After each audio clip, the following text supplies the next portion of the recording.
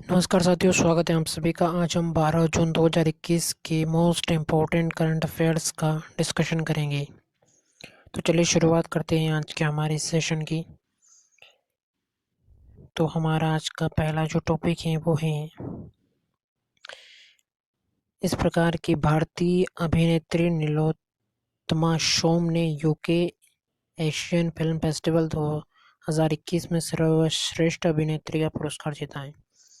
एक नीलोत्तमा शोम भारतीय अभिनेत्री हैं जिन्होंने एशियन फिल्म फेस्टिवल 2021 में सर्वश्रेष्ठ अभिनेत्री का पुरस्कार जीता है और इन्हें यह पुरस्कार फिल्म राहगीर द वेफेयर्स में अपनी भूमिका के लिए मिला है और जिसके डायरेक्टर यानी कि निर्देशक हैं गौतम घोष।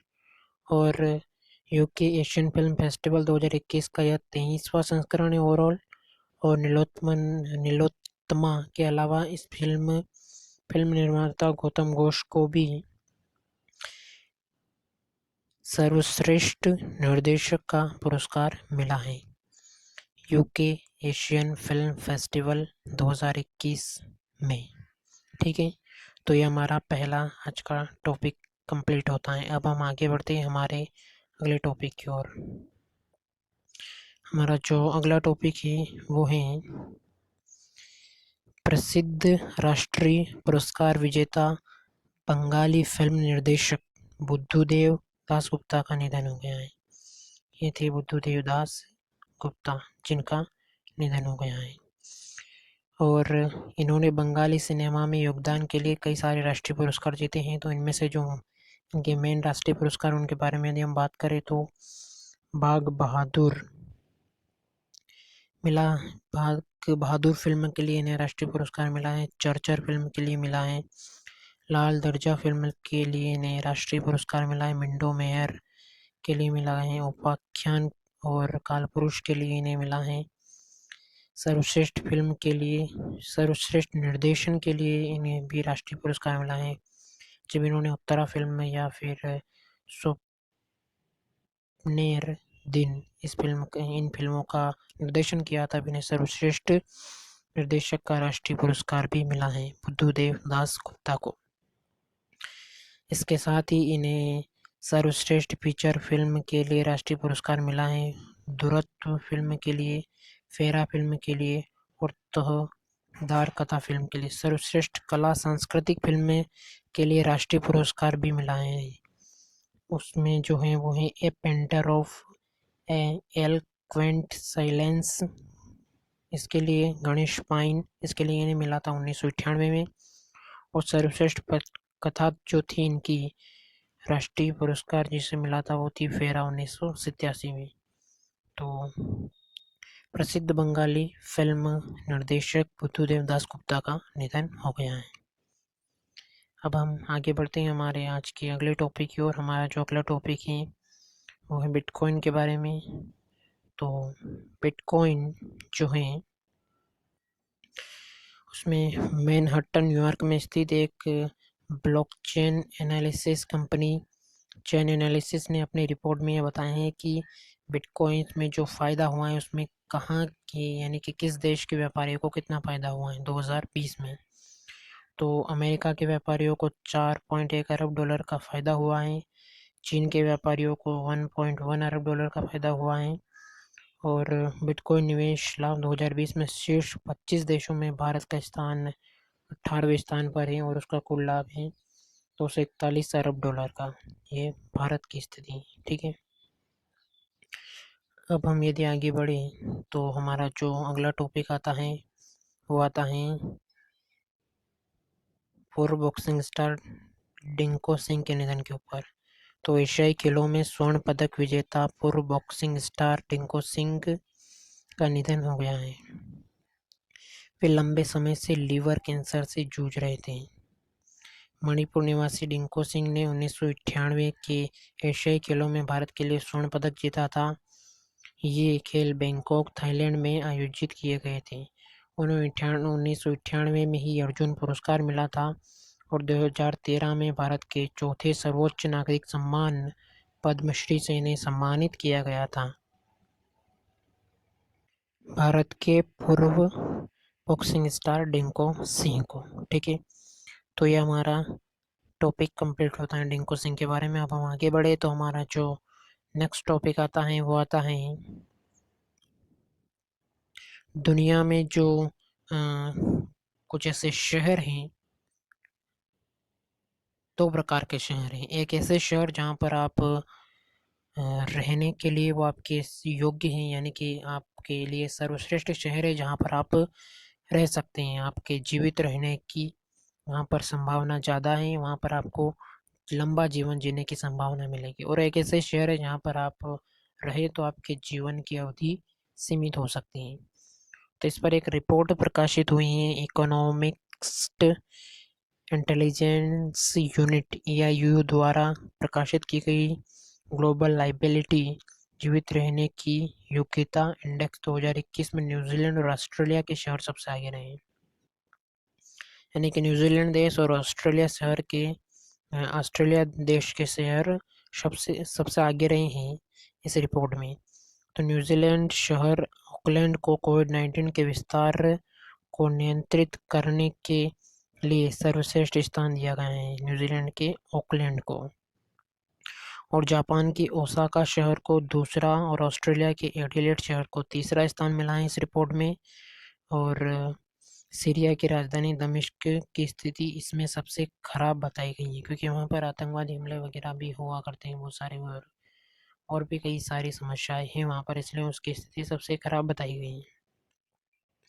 और टॉप सबसे अच्छे रहने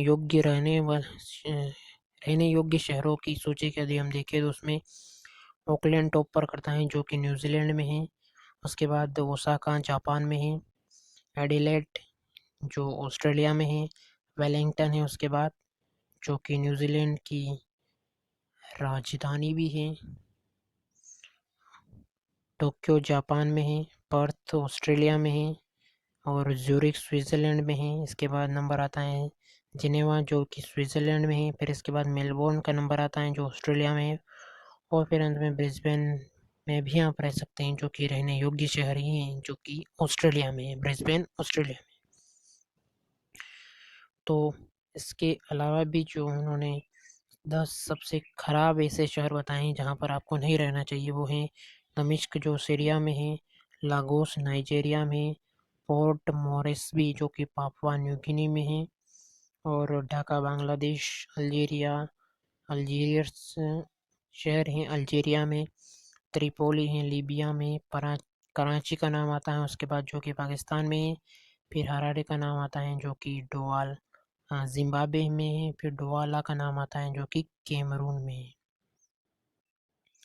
तो सबसे अच्छे योग्य रहने वाले देशों की सूची में न्यूजीलैंड ने टॉप किया है और इसके शहर ऑकलैंड ने टॉप किया है। फिर इसके बाद जो सबसे ख़राब शहर हैं वो हैं दमिश्क जो कि सीरिया में है।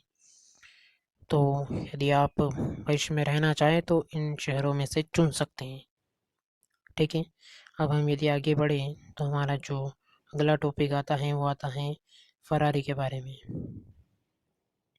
तो फरारी के बेनेडा विग्ना फरारी ने बेनेडा विग्ना को अपनी कंपनी का नया CEO नियुक्त किया है। उससे पहले इस पद पर जॉन एल्केन थे और विग्ना इससे पहले ST माइक्रो इलेक्ट्रॉनिक्स एनालॉग और मेम्स और सेंसर ग्रुप के अध्यक्ष के रूप में कार्य कर रहे थे और कंपनी की कार्यकारी समिति के अध्यक्ष थे। फेरारी SPA इटली के मारानेलो में स्थित इतालवी लग्जरी स्पोर्ट्स कार की निर्माता कंपनी है, यानी कि फरारी स्पोर्ट्स कार बनाती हैं, लग्जरी स्पोर्ट्स कार। और इसका मुख्यालय जो है वो मारानेलो इटली में है। इसकी स्थापना 1947 में हुई थी और इसके जो संस्थापक रहे थे वो थे एंजो फेरारी, और वर्तमान में जो CEO बनाए गए हैं वो हैं बेनेडो विग्ना। उससे पहले CEO थे जॉन एल्केन। ठीक है, तो ये हमारा फेरारी के बारे में टॉपिक कंप्लीट होता है। अब हम आगे बढ़ते हैं हमारे नेक्स्ट टॉपिक की ओर जो कि है कॉरपोरेट कार्यकारी और पूर्व RSC प्रमुख डेबी हैविट को फुटबॉल एसोसिएशन इंग्लैंड की पहली महिला अध्यक्ष नियुक्त किया गया है, डेबी हेविट को। और इसी के साथ अपने उत्तराधिकारी ग्रेग क्लार्क पर अनुचित टिप्पणियां इन्होंने जो की थी और उसके बाद इन्हें बाहर निकालने की जो अटकलें लगाई जा रही थी वो भी समाप्त हो गई। और फुटबॉल एसोसिएशन का गठन जो हुआ था वो 1986 में हुआ था और इसने 2018 में परसुएट ऑफ प्रोग्रेस पहल की शुरुआत की थी। AFA इंग्लैंड में स्थित फुटबॉल की गवर्निंग काउंसिल यानी कि गवर्निंग बॉडी है, ठीक है। तो डेबी हेविड बनी है इंग्लैंड की फुटबॉल एसोसिएशन की पहली महिला अध्यक्ष, ठीक है। अब हम आगे बढ़े तो हमारा जो नेक्स्ट टॉपिक आता है वो आता है गुजरात सहकारी दुग्ध विपणन संघ यानी कि अमूल, जो कि काफ़ी फेमस है दूध के मामले में। इसके जो निदेशक हैं RS सोडी, उनको उत्पादकता और कुशल दूध आपूर्ति श्रृंखला के लिए एशियाई उत्पादकता संगठन APO द्वारा टोक्यो जापान से एशिया पैसिफिक उत्पादकता चैंपियन के रूप में क्षेत्रीय पुरस्कार से सम्मानित किया गया है। इन्हें APO द्वारा क्षेत्रीय पुरस्कार से सम्मानित किया गया है अमूल की निदेशक RS सोडी को। और 20 वर्षों के बाद किसी भारतीय ने यह पुरस्कार जीता था, यानी कि इनसे पहले जो यह पुरस्कार किसी भारतीय को मिला था वो 20 वर्षों पहले मिला था। और यह पुरस्कार उन व्यक्तियों को दिया जाता है जिन्होंने एशिया प्रशांत क्षेत्र में उत्पादकता को आगे बढ़ाने में महत्वपूर्ण योगदान दिया हो और जो APO की विशिष्ट सदस्य अर्थव्यवस्था में शामिल हैं। APO क्षेत्रीय पुरस्कार हर 5 साल में प्रदान किए जाते हैं और प्रत्येक देश सभी नामांकन में से केवल एक उम्मीदवार को नामित कर सकता है। हर 5 साल में केवल 5 क्षेत्रीय नामांकित व्यक्ति ही पुरस्कृत किए जाते हैं। सोडी ने 36 लाख डेयरी किसानों की ओर से यह पुरस्कार प्राप्त किया है।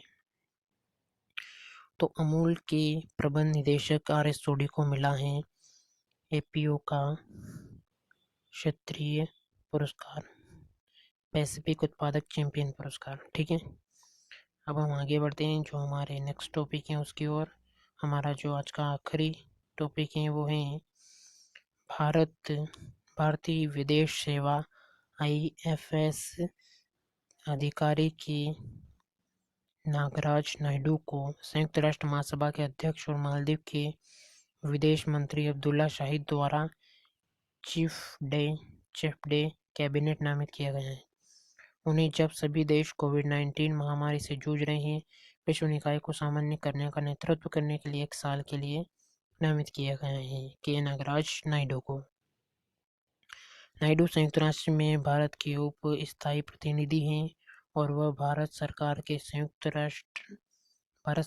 संयुक्त राष्ट्र के लिए लोन पर होंगे क्योंकि उनका यह पद भारतीय प्रधानमंत्री के प्रधान सचिव तथा अमेरिकी राष्ट्रपति के चीफ ऑफ स्टाफ पद के बराबर है के नागराज नायडू का, ठीक है। तो ये हमारे आज के करंट अफेयर्स के टॉपिक कंप्लीट होते हैं।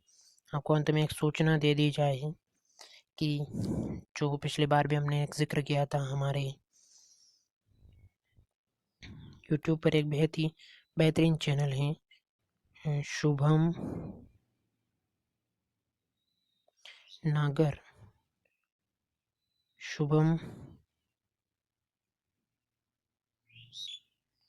नागर A1 के नाम से, शुभम नागर A1 के नाम से, जो कि इंग्लिश पढ़ाते हैं बेहद ही इंटरेस्टिंग वे से।